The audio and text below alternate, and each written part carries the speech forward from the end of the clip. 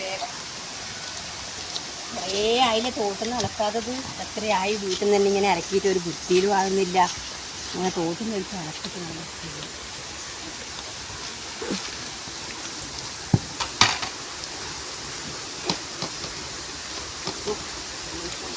തോട്ടിൽ അലക്കാതെ കൊണ്ടെല്ലാം കർഷകരെ ഞാൻ തോട്ടിൽ വന്നാലും തൊഴിലുറപ്പാരെല്ലാം പണിയെടുത്തിട്ടെല്ലാം വൃത്തിയാക്കിനപ്പം തോട്ടിലെ വെള്ളം നല്ല ക്ലീറെല്ലാം ഉണ്ട്. തൊഴിലുറപ്പാരെല്ലാം പണിയെടുത്ത് തോടെല്ലാം നല്ല വൃത്തിയാക്കി വെച്ചിന്.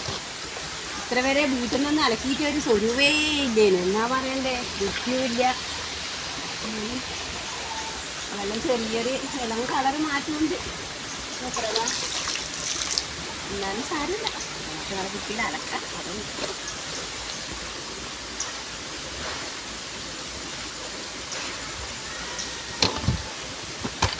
ശിവത്തിൽ എപ്പോഴൊക്കെ ചെയ്യാനാണ് നോക്കാം. ഒരുപാട് മഴയും വരുന്നുണ്ട്. എല്ലാം കൂടിയാണ് പറയേണ്ടത്.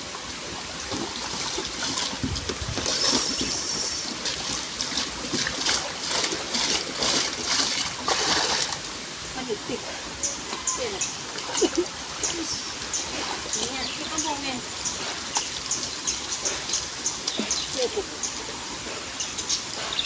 ഇനിയായി സോപ്പും ഉണ്ടാവില്ല, തുണിയും ഉണ്ടാവില്ല. ഒലിച്ചുകൊണ്ട് എല്ലാം ഒഴിച്ചു പോവുക. തുണിയെല്ലാം കൊണ്ടുവന്ന പകുതി അങ്ങനത്തെ ഉണ്ടാവില്ല. ഇതിനൊക്കെ കുഴപ്പത്തേലല്ലേ കാണുള്ളൂ.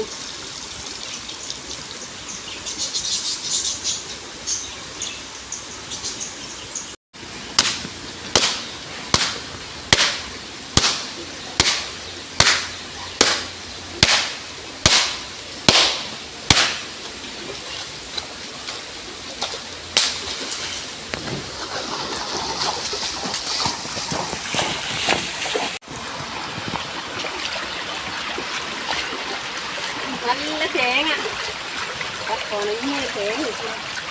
അയ്യോ എൻ്റെ മേച്ചി.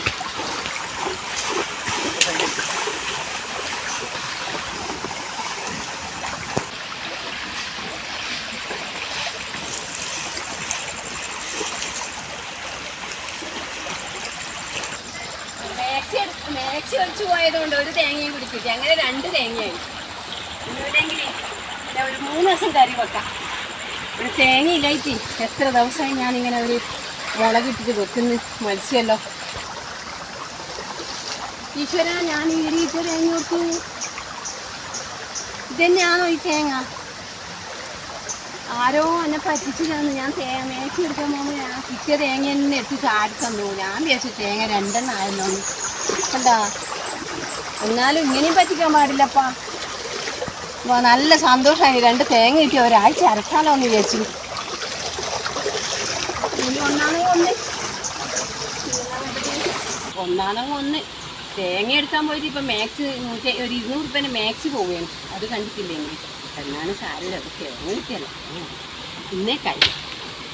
ഇനിയൊന്നും